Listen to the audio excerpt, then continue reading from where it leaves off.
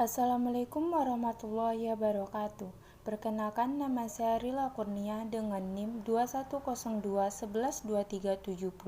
Baiklah, di sini saya akan menjelaskan materi tentang ekonomi pembangunan dengan dosen pengampu Bunga Cynthia Utami, SIP ME. Baiklah, yang pertama saya akan menjelaskan tentang pengertian pertumbuhan ekonomi. Pertumbuhan ekonomi secara singkat diartikan sebagai proses kenaikan output per kapita dalam jangka panjang. Pertumbuhan ekonomi ini dititik beratkan pada 3 aspek. Yang pertama itu proses peningkatan output per kapita, dan dalam jangka panjang, pertumbuhan ekonomi adalah suatu proses, bukan suatu gambaran ekonomi pada saat one shot. Pertumbuhan ekonomi berkaitan dengan kenaikan output per kapita. Dalam hal ini, terdapat dua sisi yang perlu diperhatikan. Yang pertama itu output total atau GDP atau Gross Domestic Product, dan yang kedua itu sisi jumlah penduduk. Selanjutnya yaitu teori pertumbuhan ekonomi. Teori pertumbuhan ekonomi dapat didefinisikan sebagai penjelasan mengenai faktor-faktor apa yang menentukan kenaikan output per kapita dalam jangka panjang, dan penjelasan mengenai bagaimana faktor-faktor tersebut berinteraksi satu sama lain, sehingga terjadilah proses pertumbuhan. Jadi, teori pertumbuhan ekonomi tidak lain adalah suatu cerita yang logis yang berkaitan antar faktor ekonomi mengenai bagaimana pertumbuhan terjadi. Teori pertumbuhan ekonomi menurut Adam Smith. Menurut Adam Smith, pertumbuhan ekonomi dibagi menjadi 5 tahapan. Yang pertama itu dimulai dari tahapan perburuan, tahapan berternak, tahapan bercocok tanam, tahapan berdagang, dan yang terakhir tahapan perindustrian. Menurut teori Adam Smith ini, masyarakat bergerak dari masyarakat tradisional ke masyarakat modern yang kapitalis. Dalam prosesnya, pertumbuhan ekonomi akan terpacu dengan adanya sistem pembagian kerja antar pelaku ekonomi. Menurut Adam Smith, faktor yang mempengaruhi pertumbuhan ekonomi yaitu yang pertama, sumber-sumber alam yang tersedia atau faktor produksi tanah.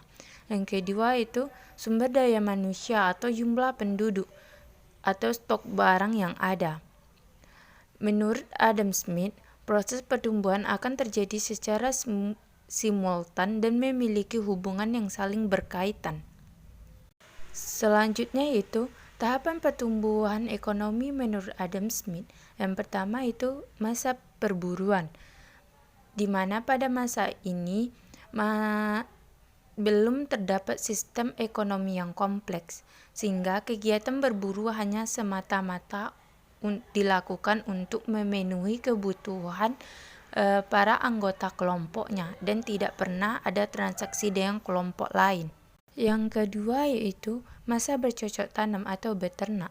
Masa bercocok tanam atau beternak adalah masa di mana kebutuhan masyarakat mulai meningkat sehingga masyarakat tersebut tidak dapat memenuhi kebutuhan hidupnya sendiri. Mereka bergantung antara satu dengan yang lainnya. Yang ketiga itu masa perdagangan. Itu masa di mana setiap barang diperjualbelikan dengan jumlah uang. Yang keempat itu masa perindustrian, di mana masa perindustrian adalah masa di mana kegiatan ekonomi yang dilakukan meliputi pengolahan bahan mentah, bahan baku, dan barang setengah jadi atau barang jadi menjadi barang dengan nilai yang lebih tinggi untuk penggunaannya. Selanjutnya yaitu faktor atau proses yang mempengaruhi pertumbuhan ekonomi menurut Adam Smith. Pertama itu proses pembagian kerja atau spesialisasi. Pembagian kerja merupakan awal permulaan pertumbuhan ekonomi karena mampu meningkatkan daya produktivitas tenaga kerja. Pembagian kerja ini akan terjadi jika tahap pembangunan telah menuju sistem perekonomian modern kapitalis. Yang kedua yaitu proses pemupukan modal. Pemupukan modal menentukan cepat atau lambatnya pertumbuhan ekonomi yang terjadi pada suatu negara. Pertumbuhan ekonomi akan terjadi apabila ada peningkatan tenaga kerja dalam suatu sektor. Peningkatan tenaga kerja akan meningkatkan daya tarik pada pemupukan modal, mendorong kemajuan teknologi, meningkatkan pembagian kerja atau spesialisasi, dan memperluas pasar. Selanjutnya, kelemahan dari teori Adam Smith tersebut yang pertama yaitu asumsi bahwa setiap tahap pembangunan berada pada kondisi pasar persaingan sempurna, sedangkan pasar persaingan sempurna pada dasarnya tidak pernah ada di dunia, sehingga asumsi tidak realistis ini menjadi kelemahan pada teori Adam Smith. Yang kedua yaitu asumsi menabung tidak dapat jika hanya ditempatkan pada kalangan pengusaha atau tuan tanah saja. Yang ketiga yaitu asumsi pasar persaingan sempurna pada kenyataannya tidak realistis, karena setiap kondisi ekonomi daerah atau aturan dan kebijakan suatu wilayah, kesiapan institusi ekonomi, serta pola dan macam produksi pada setiap negara berbeda-beda. Selanjutnya, perbedaan teori tahapan pertumbuhan pembangunan. Yang pertama itu pertumbuhan, di mana pertumbuhan ekonomi tersebut bersangkut paut dengan proses peningkatan produksi barang dan jasa dalam kegiatan ekonomi masyarakat. Atau dapat juga dikatakan bahwa pertumbuhan menyangkut perkembangan yang berdimensi tunggal dan diukur dengan meningkatnya hasil produksi dan pendapatan. Yang kedua itu pembangunan, di mana pembangunan mengandung arti yang lebih luas, yaitu selain segi peningkatan produksi secara kuantitatif, proses pembangunan juga mencakup perubahan pada komposisi produksi, perubahan pada pola penggunaan atau alokasi sumber daya produksi atau productive resource di antara sektor-sektor kegiatan ekonomi, perubahan pada pola pembagian atau distribusi kekayaan dan pendapatan di antara berbagai golongan pelaku ekonomi, perubahan pada kerangka kelembagaan atau institutional framework dalam kehidupan masyarakat secara menyeluruh. Satu hal yang amat penting dalam proses pembangunan ialah semakin meluasnya kesempatan kerja yang bersifat produktif atau productive employment. Pembangunan ekonomi seharusnya masyarakat partisipasi aktif, semua anggota masyarakat yang mempunyai berperan serta dalam proses ekonomi ke dalam kegiatan bersifat produktif.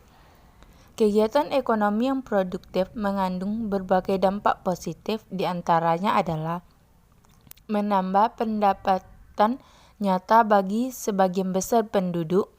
Penambahan pendapatan ini dapat meningkatkan daya konsumsi penduduk secara kuantitatif maupun kualitatif. Lebih jauh lagi, peningkatan pendapatan ini dapat mengurangi ketimpangan dalam distribusi pendapatan di antara berbagai golongan dalam masyarakat. Dengan demikian, pengertian tentang pembangunan ekonomi selain mencakup juga perubahan kuantitatif pada produksi dan pendapatan, juga perubahan kualitatif dalam susunan masyarakat secara menyeluruh.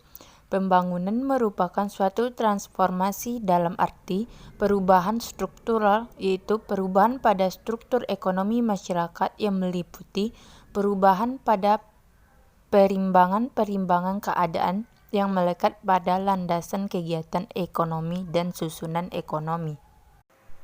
Baiklah, dari materi yang dijelaskan di atas dapat disimpulkan bahwa menurut Adam Smith, pertumbuhan dan pembangunan suatu negara harus memiliki 3 unsur pokok, yaitu yang pertama, sumber-sumber alam yang tersedia, yaitu menurut Adam Smith, sumber-sumber alam merupakan wadah yang paling mendasar dari kegiatan produksi suatu masyarakat. Jumlah sumber-sumber alam yang tersedia merupakan batas maksimal bagi pertumbuhan perekonomian tersebut. Artinya, selama sumber-sumber alam ini belum sepenuhnya dimanfaatkan, maka pertumbuhan ekonomi masih tetap bisa ditingkatkan. Yang kedua itu sumber daya manusia. Dalam proses pertumbuhan output, unsur ini dianggap mempunyai peranan pasif atau jumlah penduduk akan menyesuaikan dengan kebutuhan tenaga kerja. Selanjutnya yaitu stok barang kapital yang ada, yang secara aktif menentukan output. Smith memang memberikan peranan sentral kepada pertumbuhan stok kapital atau akumulasi kapital dalam proses pertumbuhan output. Baiklah, mungkin hanya itu yang bisa saya sampaikan. Assalamualaikum warahmatullahi wabarakatuh.